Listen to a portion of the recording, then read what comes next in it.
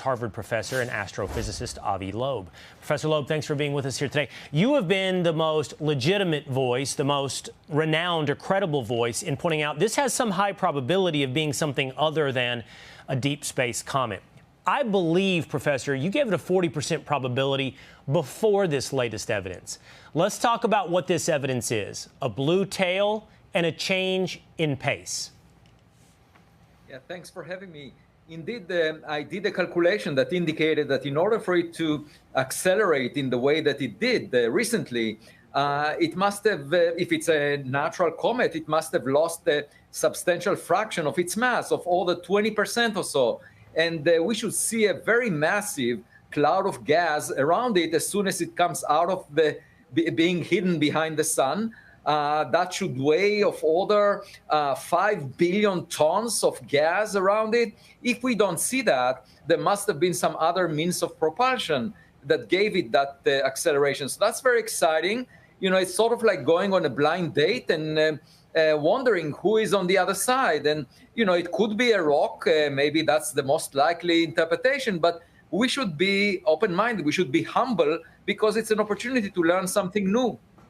Okay, so it has picked up speed, and you're telling me that is either because it has some alternate source of propulsion other than gravitational pull, or it has an engine. And if it does not have an engine, you're suggesting it should have been shedding size. That's the only way it would have picked up speed. So if it hasn't shedded size, essentially it's got an engine, and therefore it's alien? Well, yeah, that would be a very interesting possibility. But the cloud of gas that it should have shed, you know, it's a significant fraction of its mass. So it was obliterated by the sunlight in that case. And we should see that the object is losing a lot of mass into a cloud of gas. That's easy to spot with all our telescopes. You know, we have hundreds of them around the globe. So within a few weeks, we will be able to tell. That's what makes it exciting. If there is no gas that it sort of shed and therefore got a recoil from that shedding, you know, like the rocket effect, then it's something else that propelled it. And as you pointed out, it appeared bluer than the sun. You know, that's very unusual because usually comets are red because they're surrounded by dust that makes them red. Their surface is cooler than the surface of the sun, and therefore they are redder. But this one seems to be bluer when it approached the sun. That's actually the time for a spacecraft to accelerate, to use the gravitational assist from the sun. So last question for you, Professor. If my memory serves correctly, you had it at 40% before this evidence of acceleration and the blue tail.